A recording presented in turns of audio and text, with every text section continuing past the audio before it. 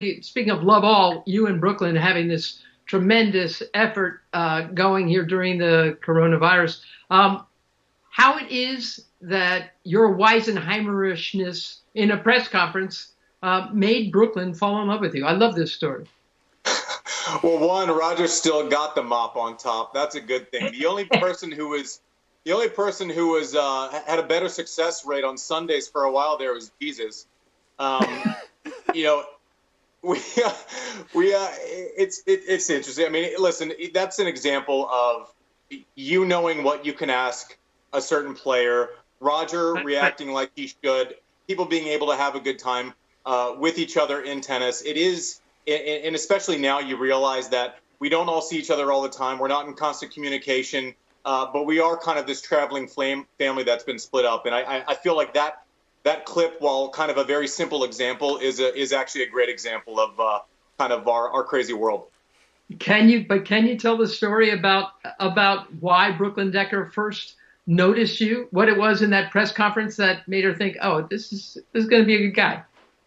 So I don't know that her drawdown was he's a good guy, but maybe it'd be like an entertaining date. I don't know. It was the 2007. It was post Aussie Open. I think I talked about beer. I think I went after a couple of reporters.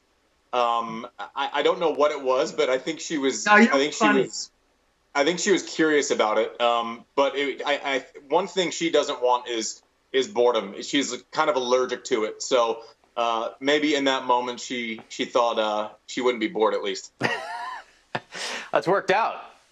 Yeah, it's worked out. It has actually. Today is our 11th wedding anniversary. So happy anniversary, Andy. Thanks. Yeah, we get Aussie Open 2007 to 2 kids, and 13 years later now. So there you go. Oh, that's fantastic. April 17th. Wonderful. We do have some news to go over today, Andy, as we heard that another event has been canceled. The Laver Cup will not be held this year, moving to 2021. And that means no conflicts either with the scheduled time for Roland Garros. Yeah, I mean, this is smart. Listen, I don't know that I was a huge fan of the way that Roland Garros went about kind of planting their flag in the ground for their date. But in the greater scheme of things, having Roland Garros with a little bit of space, hopefully, is more important for the sport as a whole. Roger is very aware. He gets the entire big picture. My big takeaway from this was I can't wait to play in 2021 in Boston. So that means, listen, every year is a significant commitment for Roger. So at least now his plans are to play through next year. So that was my positive takeaway from this tough news. Andy, I think you're right. I mean, in a perfect world, if we're going to be squeezing things in to try to get stuff done, it'd be great to get Roland Garros in there. I agree with you. I wasn't thrilled about how they did it.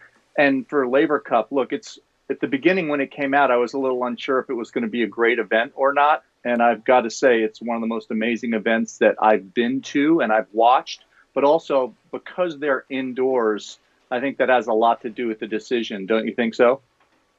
I'm sure there are a lot of parts to the decision.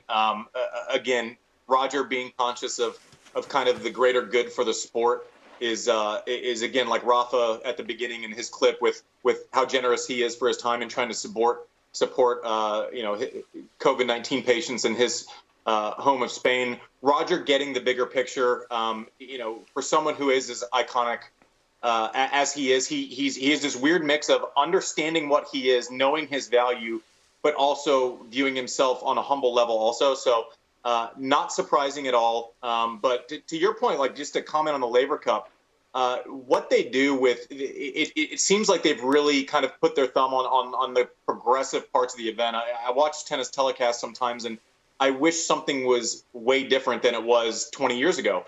And for Laver Cup, you get those, kind of look behind the curtain. You get the interaction between players. You get, they're okay with someone yelling and jumping and doing things that you wouldn't normally wholeheartly approve of in the normal tour schedule. So they've really kind of found their own lane and their own niche to kind of, I guess, agree with your point, Paul. They've kind of figured out a special sauce to make them unique in the schedule, and I'm sure a lot of people will be looking forward to their return in 2021 in Boston.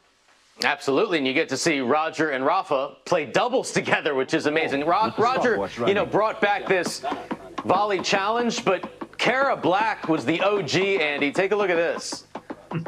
I saw this. I remember the first time I ever saw Cara Black. We were playing like grade 3 ITFs in Brazil somewhere in 15. I was 15 years old, and she was number 1 in the world in juniors. And this video surprises me zero after what I had seen. I'd never in my life to that point seen someone with hands like her. Just unbelievable, and not surprising that this video is coming out of the woodwork. She was unbelievable tennis IQ, unbelievable hands. I mean, 100 shots in a row. This is when she's 16 years old.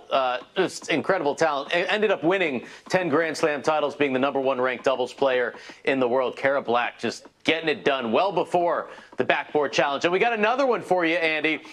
You don't like the fake overhead, but how about this backboard challenge? Real, not real? I don't think that's real. Don't you have to look? I mean, you are so the ball. So he always makes contact with the ball in the exact same place, but the ball flies off at different heights, right? So his contact point is always the same, but the ball actually leaves and crosses his head. Sometimes it's 2 inches above, and sometimes it's through his face. It doesn't end up in the same position if there's different. Yeah, and then he's like, "Oh, I don't know." I'm saying fake. Fake, and I'm sick of these fake videos, by the way. I don't want to see your fake videos. I want to see real videos. See, that instructional video with the fake overhead was terrible, but at least it was real. It's like a racquetball in prison situation or something like that. Oh, listen, I want to see these on a live stream, right? So like a cutaway from a live stream, not a video that's been doctored and do it. Like if I would have seen something live at the bottom of that, I would be more impressed. I can just see your kids bringing back, Daddy, I drew this picture for you. No, you didn't. You did not do all that. You must be some father, man.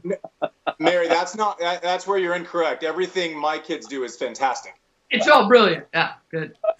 You'll be like, that's great editing. I mean, he could go to a career in film. Fantastic job there. Yeah, geez, they brought you an average product at the beginning, and you really made it great. You made it your own.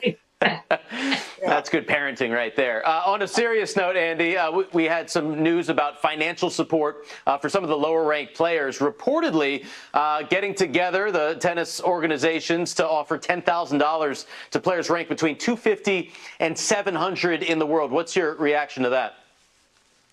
I think this is smart. The early things I saw were people proposing $2,500 a week, and I'm going, we don't want them to, we want them to come back and actually want to play at the end of this thing, And so I think these are the people who probably need it the most. I think that if it's a collaborative issue between the different tennis entities, all the better.